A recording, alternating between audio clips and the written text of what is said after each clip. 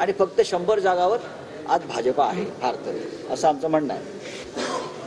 543 जागांचं गणित आमच्यासमोर स्पष्ट आहे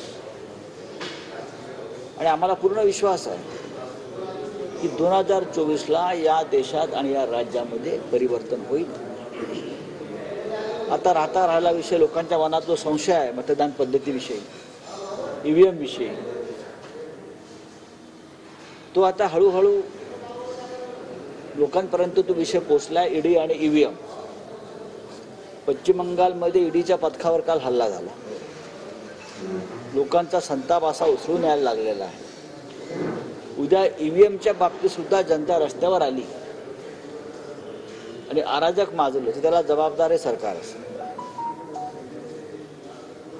या देशामध्ये जर आम्ही जगातली सगळ्यात मोठी बलवान लोकशाही म्हणतो, मग ज्या मतदान प्रक्रियेवर जनतेचा विश्वासच नाही ती पद्धत चालवून तुम्ही कोणत्या प्रकारची लोकशाही या देशामध्ये लादू इच्छिता? आपल्याला जर जनतेचा इतका प्रचंड पाठिंबा आहे,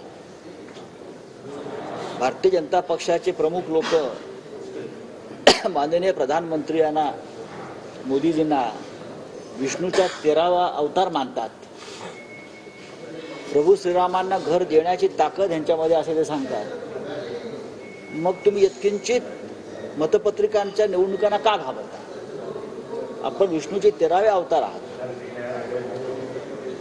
मग जा ना बॅलेट पेपरवर निवडणुकांना, का भीती का आपल्याला?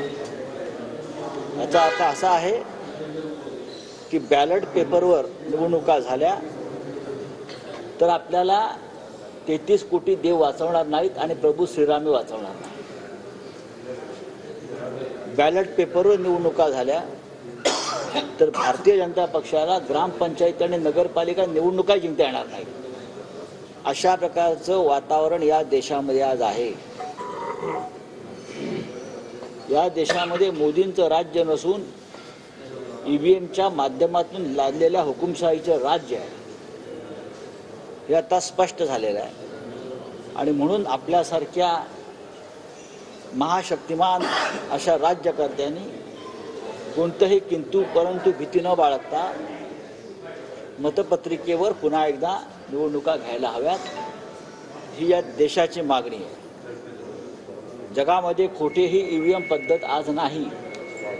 अगदी अमेरिकेत नाही, युरोपमधल्या कोणत्याही राष्ट्रात नाही, जगात कुठेही नाही, रशियातही नाही, मोदींच्या प्रिय इस्रायलमध्येही नाही.